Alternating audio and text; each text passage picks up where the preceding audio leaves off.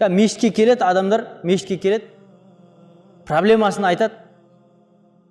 Біз проблемасын Алла арқылы шешкеннің орнына отырып алып жан-жаққа звондайтын болсақ, мынаны көмектесіп бер, мынаны шай бер, субханалла, оны ол жаратушымен жалғасуға келіп еді. Қайтадан жаратылысқа қойып қойды ғой. Адам өзіне өзі иелік етсін. Қай бір жағдай келмесін басына, жаратушыға бет бұруды үйренсін. Пайғамбарымыздың тәлімі сол еді. Пайғамбардың артынан ерген сахабалардың тәлімі сол еді. Али радиаллаху анхуға бір адам келеді. Али дейді, жағдайым жоқ, қиын болып кетті жағдайым. Жағдайым болмай жатыр. Бір кішкене қарыз беріп тұршы. Али радиаллаху анху айтады, оны не істейсің қарызды? Басқа бір қарыздарым жабайын деп едім дейді.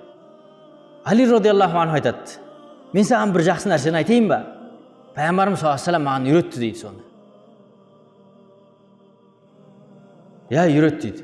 Пайғамбарымыз саллаллаху алейхи ва саллям айтты дейді, егер де сен мына дұғаны оқитын болсаң, қарызың таудан үлкен болса да Алла субхана тағала оны жауап береді деп айтты дейді. Али радиаллаху анхуға келіп қарыз сұрап тұр.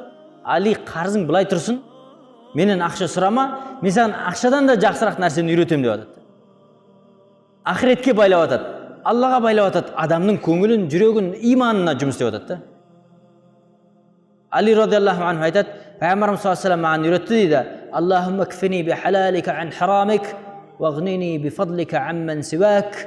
Алла субхана тағала, сен өзіңнің халалыңменен маған харамнан әлде қайда жеткілікті бол. Вағнини би фадлика амман сивак. Және өзіңнің кеңшілігіңменен мені басқалардан тәуелсіз қылып қойшы Алла деп дұға жаса дейді. Осы дұғаны айтатын болсаң, осы дұғаны оқитын болсаң, Алла субхана тағала сенің басында қарыз таудан үлкен болса да оны өтеп береді дейді.